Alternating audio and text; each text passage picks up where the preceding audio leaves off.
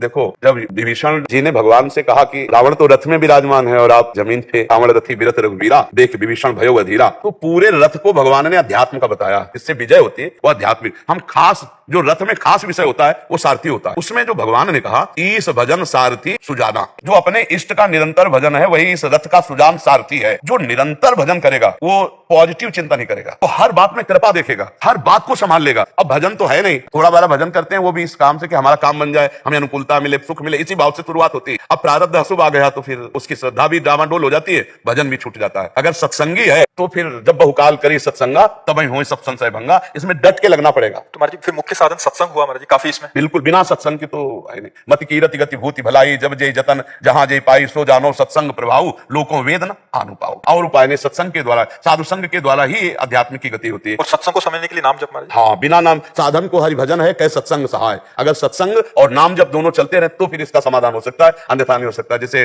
वो अभी पीछे में पूछ रहे थे कि मैं अपने लिए करता हूँ या अपने परिवार के लिए करता हूँ, मेरे जीवन का उद्देश्य क्या, मैं दिन भर लगा रहता हूँ, सब भगवान के लिए। ये बात को समझो, अनजाने में भी आप भगवान के लिए कर रहे हो। ये बात को अगर समझ गए तो बात बन जाएगी। और अगर भगवान के लिए कर रहे हो तो तुम्हारे लिए जो विपत्ति आई है, जो दुख आया है, जो अपमान आया, परम मंगल विधान है, बस चुपचाप सह जाओ, आगे देख लेना, परिणाम मंगल होगा। ये बात भगवान का भक्त समझता है और कोई नहीं समझता। हमारी सोच एक मानुषिक और सूक्ष्म नहीं है और दूरदर्शी नहीं, और भगवान बहुत दूर की देख करके हमारा मंगल कर रहे हैं। जो भी परिस्थितियां है तो पहले भगवान, अनुकूलता है तो भगवान की बड़ी कृपा, प्रतिकूलता है तो भगवान ने दी है, अब हम काट लेंगे। हमारे अंदर ज्ञान जागृत हो जाएगा कि भगवान ने प्रतिकूलता का विधान किया, कोई मंगल बात है। अरे भले समझ में ना आवे, कोई मंगल हम चुपचाप सह लेते, देखते हैं क्या मंगल होता है, पक्का मंगल होगा परिणाम में। अब भगवान से तो जुड़ा नहीं अंदर से, मेरे सामू अगरबत्ती जला देना जुड़ना नहीं कहते। अब बात समझना, चित्त तो संसार से जुड़ा है, अहम तो संसार का है, देहाभिमानी है। वो भगवान से जुड़ा किससे? अगरबत्ती जला देना, फूल चढ़ा देना, भोग लगा देना, ऐसे वो एक शुभ कर्म के अंतर्गत आएगा बिना भगवान से जुड़े, और वो कोई भगवान से जुड़ना नहीं माना जाता। जुड़ना तो मन से होता है, चित्त से। वो भोग लगावे ना लगावे, चित्त से जुड़ा मुरार पादार्पित चित्त वृत्ति, एक एक वृत्ति भगवान से जब जुड़ती है तब ये बात आती है कि घोर विपत्ति में भी आनंद का अनुभव होता है। हर परिस्थिति में बोले अब क्या होगा,